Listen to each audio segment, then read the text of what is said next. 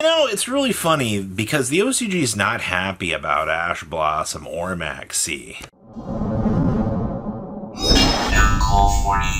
So make sure you guys smash the crap out of that subscribe button so you guys don't miss out on more Oz content. So there has been, I've read a lot of interesting posts from the OCG side talking about how they just got the special pack. Now, most of you guys remember the Rarity 5 pack arts are the line stamp cards, or rather the emojis from the line stamp app that Konami put onto cards.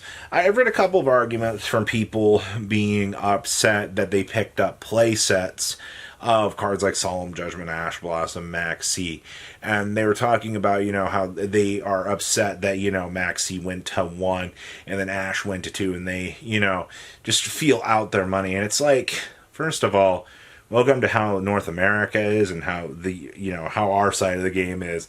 But number two, losing a Maxi and losing an Ash Blossom is not even the worst thing in the world. On the flip side of the equation, I gotta tell you, for years, I have heard OCG players who have complained, and they've had to deal with the outrageousness that this format this card has warped the game. Honestly, Konami, well, moving the curtain aside here and revealing what was behind, Maxi was propping up Called by the Grave and was propping up Ash Blossom and Joyous Spring. Honestly, Ash checking Maxi, and then you move Maxi, you can move Ash. And then Called by the Grave, whose existence was sitting there trying to, check Maxi. Well, it's really funny because when you move one of these cards, then you can start to, push them around. Now, the interesting topic also comes from Worlds being in Japan this year and the OCG, quote unquote, relying on Maxi too much as a buffer. Which, I kind of agree, man. Like, Maxi, when the OCG plays in the TCG meta, it is very hard for them to, you don't have that free clutch to, go on to. The most clutch that we got is, oh, you fooled me? Well, here's 2 cards, pass turn.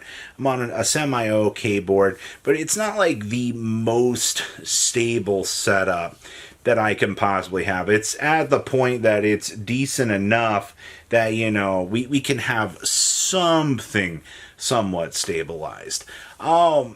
It's very back and forth when you look at the OCG right now with players' feelings towards, these 2 particular cards. Like, one half of the player base, if you're a casual player, I'm sure you've picked up Maxis. I'm sure you've, spent a decent amount of money on this card. And I can understand why you would be frustrated looking at Maxi as this card that, has been so neat and you played it for so long. It's like, why are we taking this away now? Like, well, this is what happens when you, get so used to having a power card. Trust me, as a TCG player, the game is a completely different creature without Maxi. It feels bad, and the OCG is going to realize this now that they've got Maxi at 1. It is going to feel so sacky when your opponent, has the 1 of Maxi, because now it turns into, oh boy, you had the Maxi. And then on top of it, the Maxi draws into, Mulcharmies. Suddenly, this is spinning way further out of control. And naturally, the cycle with Ash, I'm not going to sit here and try to justify Ash Blossom going to 2. But if you are truly sitting here mesmerized by the fact of, Ash going to 2, go take a look over at Genesis Format, for example, where you've got people that talk about, Droll Lockburn being a problematic card. It's kind of the same thing with the OCG and Ash. People don't like that their combo can be stopped by a singular Ash Blossom and Joyous Spring. At least if, I have Nibiru in my hand, at least you get to play. You feel like you're actually playing your deck, where you activate your combo, your starter, I ash it, and your turn's done. it's interesting to see that Ash Blossom has turned into a card that needs to be some of the time, but not all of the time. But also, it's a tuner monster, which means, for those of you, if you've paid attention to Cool Tune can actually loop Ash Blossom back every single turn, and that also causes some problems. I'm not for sure if we're going to see some crazy Cool Tune support that they would have to actually take Ash and semi-limit it already. I just genuinely think players are upset with how Ash has interacted for so long that it's forced Konami to actually do something. Or they're going to power creep the crap out of Ash Blossom here sometime in the next 6 months. Your guess is as good as mine as to the reality behind that hit. But for players not being happy about the state of things, I don't blame you guys. I don't.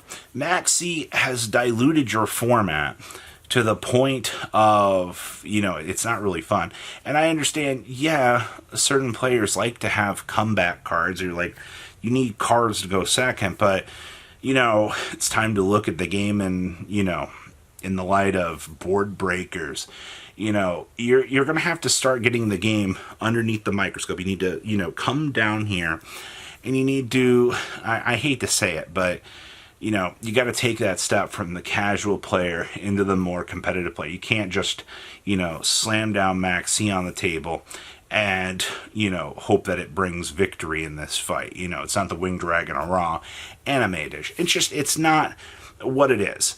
The reality also is, no matter what a ban list was going to be at this point, players aren't going to be happy. Players aren't going to be happy with, their card that they have spent their hard-earned money on sticking around. This comes down to the, the investment of time versus money, and the investment of, I just spent real money on trading cards. I would be upset too if I spent my hard-earned money on cards and I didn't have a lot of it. I get it. I do. Trading cards, no matter how you look at it, budget or not, it's still going to cause problems.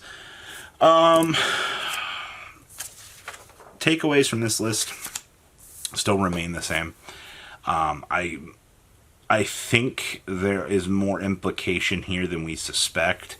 Metamorphosis, I still think, remains one of the most interesting topics of discussion from where we're sitting right now, because meta with Red Eyes Dark Dragoon is an insane concept, because me activate meta on Mitsurugi Monster sees it was tributed, now Red Eyes Dark Dragoon on field, now Mitsurugi Monster coming back, now I have negate.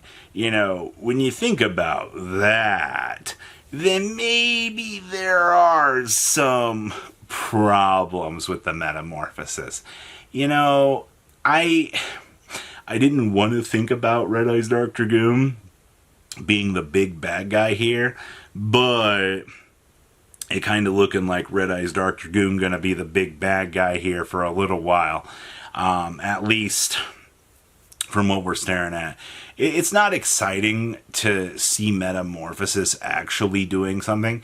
I want a Metamorphosis to come back just to be a card to do something, and it's somehow, you traded pre-preparational rights for a Metamorphosis, which now turns into another combo piece within the deck. I mean, consistency. Me trade consistency for end-board piece. I don't know, man. It's and they also just got the new Demise, too. So, Mitsurugi just looks like a completely different monster now, and it is magical to see what is happening with this right now. So I think time will tell where we're going from here, but it is it's not looking like a good place. That's for sure. So guys, please take a second to leave a comment down below. Tell me what you guys think. You mean, should the OCG be unhappy with their current list? I think I would be happy just to finally see some progress happening and seeing the game actually is taking better steps in a positive direction. You guys have a good rest of your day, right? Patrons! Thank you.